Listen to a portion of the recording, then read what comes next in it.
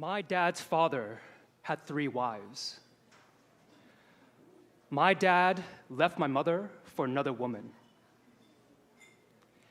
Will I be like my grandfather and father? Is that the type of man I will become? Those were the questions I asked myself while growing up. I still remember at the age of 10, hearing my parents argue in their room, my mom angrily confronting the other woman over the phone and the pain that it caused her. My father's actions and my mother's reactions impacted me profoundly. And ever since that moment, I've been afraid of being in relationships with the fear of being like my father.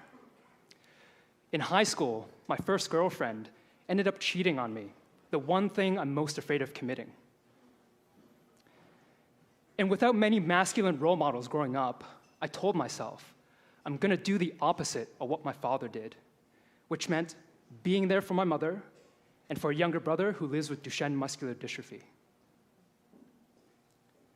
I watched my mother commit her life to my brother as his caregiver. And she modeled her mom, my grandmother, who also cared for her 2 sons, my uncles, that also lived with Duchenne Muscular Dystrophy until they passed away in their mid-20s. From my mother and grandmother, I learned about sacrifice. So consciously or unconsciously, over the years, I made little sacrifices of my own, knowing that my brother only had so many years to live. And with that, it led to failed romantic relationships, lost job opportunities. And when I watched my friends who I grew up with working overseas, getting married, having children, I sometimes ask myself, did I make the right decision? 5 years ago, I asked my brother what would his dream job be. And because he played power wheelchair for most of his life, his immediate response to me was, I want to be an NHL goaltender, just like Martin Brodeur. We both laughed, knowing that was physically impossible. So I asked him again, and he pondered, and he said, well, I wouldn't mind writing about sports.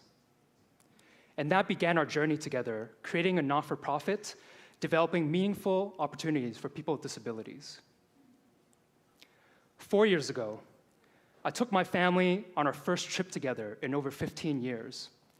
I drove 5,000 kilometers in the US, and we took a cruise in the Caribbean islands.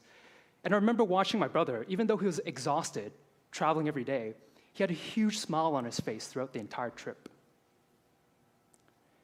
3 years ago, our not-for-profit gained media access to the Toronto Pan Am Games, where my brother and our team of writers got a chance to interview the athletes that they adored. And to think, within 2 years, my brother was able to achieve his dream. 2 years ago, my brother started his battle with anxiety.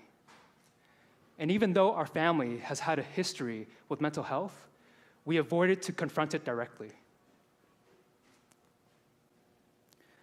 Last year, my brother was at the brink of death, with suicidal thoughts the entire year and with preparations for medical assistance in dying.